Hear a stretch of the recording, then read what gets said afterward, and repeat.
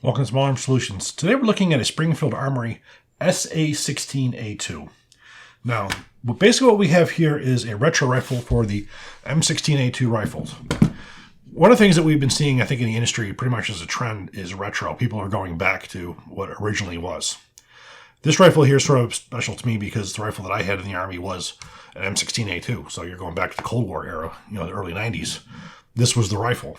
1983, it was adopted by the Marine Corps, 1985 by the Army, and it was the rifle right up until 1995 when the M4s came in. And of course, once the Global War on Terror came in, these were replaced by the M16 A4s. But this was the last rifle that the U.S. military had that was an iron sight rifle. From this point forward, these sights would be taken off of the rear. You have a flat top upper receiver. You'd be starting to use more optics. So this is more of the old school type rifle. We have a video basically on the M16A2 history of that rifle, so we're not going to get into all the history of it. We'll put a link to that in our description to that video. But I want to talk about what this rifle is. Now, the rifle you see here in spirit is an M16A2. It does have some benefits that are from the modern era, so it's not an exact duplicate. It does have improvements. And I think we're going to go over all these different changes, and we'll do a comparison between that and an actual Milspec rifle.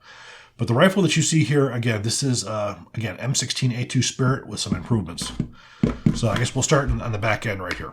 Now, we have the standard M16A2 buttstock. On the back, however, the trapdoor is polymer instead of steel like the original ones. And your screws you have, instead of them being straight flatheads, they're torque screws. So that's sort of more of a modern, better way of doing things. The upper receiver, again, you have the standard finishes. The finish you have here is the modern jet black finish, unlike the original charcoal gray. Now, again, this is how rifles are made now. The charcoal gray is not an easy thing to find to have anybody do it. M16A2s came in a couple different colors. You saw some charcoal gray. You saw some more of like a charcoal greenish type as well. And then, of course, there probably was some black at some point. I've never seen an actual U.S. government gun that was black, but they certainly could have been. Upper receiver also, you have some flaring marks on here, so it's not as refined as some of the Milspec probably would call for. You have some flaring on there. Your forward assist, your ejection port cover. You have your bolt carrier group is marked with the Springfield logo, of course, 5.56 NATO. You have your safe semi and burst with your witness hole in there. And of course, this is not a burst gun. This is just it's just visual. The barrel and the handguards. Only point of contention with this rifle is the handguards. The handguards do pull back. Now, this one's not too bad, but what will happen is when you're gripping onto it, you can pull them back and forth. Basically, what that means is there's a mold mark in here where that mold snaps over the barrel nut. That's probably just a little bit oversized, which is what's giving it that play. The handguards as standard Milspec. This is probably a little bit better of a material now than they had in the past for the original rifles. The barrel, we have a 4150 chrome moly vanadium barrel. This is chrome plated, Milspec, 1 7-inch twist. Proper profile. Looking on the left-hand side. You have a unique marking on here. You'll see property of U.S. government, SA16 A2, cal 5.56 millimeter, safe semi and burst. Now you have a Milspec bolt carrier group on here, MPI tested. This is manganese phosphate chrome plated inside the carrier key. Proper bolt, Carpenter 158. Proper Milspec charging handle.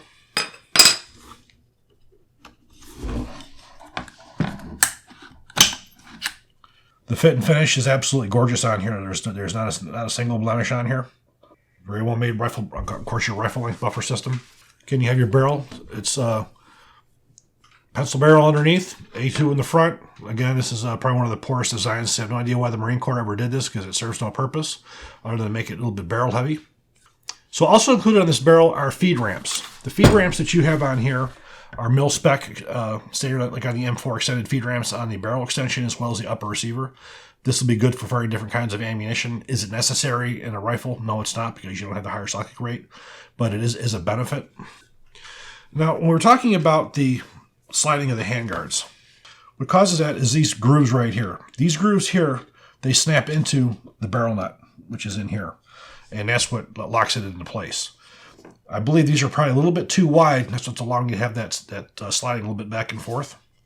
You have your heat shields in here like you're supposed to in Milspec. So your price is $12.49. Now this is $12.49 for a rifle that's not going to be a safe queen, but one you're actually going to use.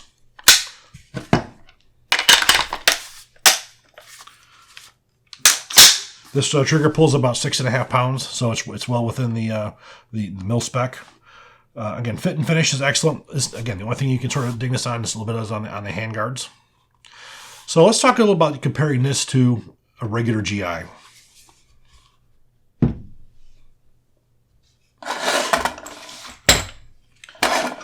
The rifle you see here is one of my personal rifles.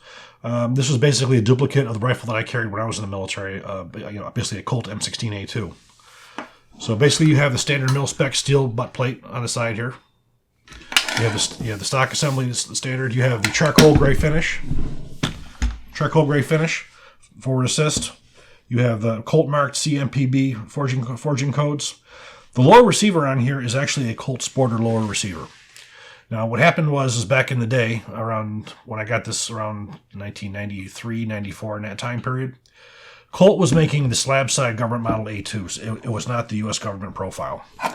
And when I got out of the military, I wanted an exact duplicate of what I had. I like the AR-15A2 government model, but it did not have the same lower receiver. It didn't feel the exact same as what I had. And at that time, the only company who was offering that was Bushmaster, so I bought Bushmaster. Well, not too long, right before the assault weapon manual, the Colt Sporter line came out. And the Colt Sporter line came out. It came out with the A2 lower receiver you see here.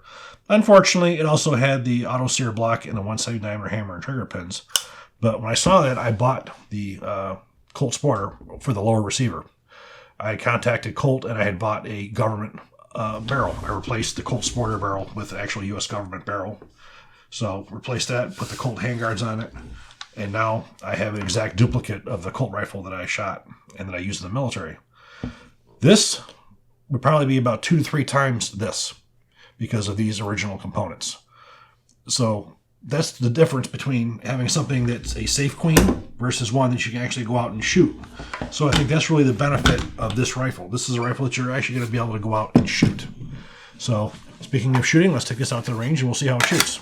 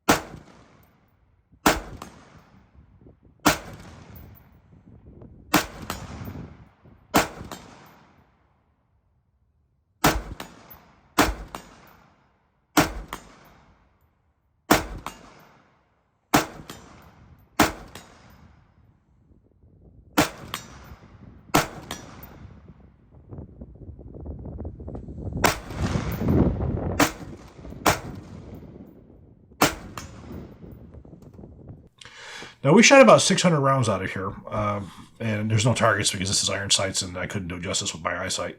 But we were shooting at steel, and of course, the challenge targets, we got 100% hits with it at 100 yards and at 200 yards.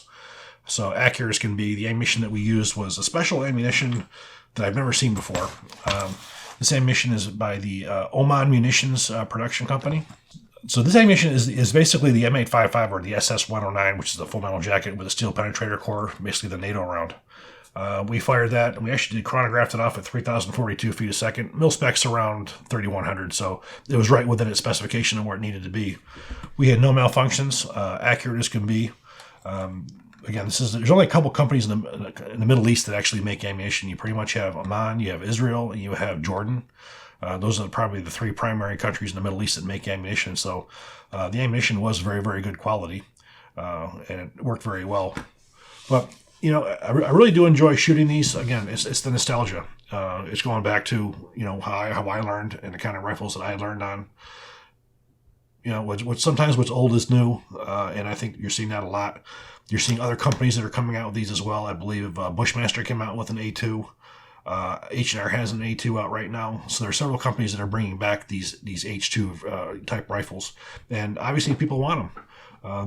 Going back to the basics, getting away from all the complex optics and going back to, the old tried and true iron sights. I think it's really cool that these companies are doing this, and they're putting them out with the modern features as well. Not necessarily exactly the way they were before, maybe even a little bit better. I would look at this rifle compared to an original Colt and probably say, well, it's got some better features on it. It's got the better feed ramps on it. It's got some more newer, more improved polymers on it. It's got newer production type barrels. It's got new CNC produced parts, which are even better than some of the earlier parts that were used back in the day. So it's probably even a better rifle than the original rifles. But I do hope you guys enjoyed this video. If you do, please click like, please subscribe, and even better, share.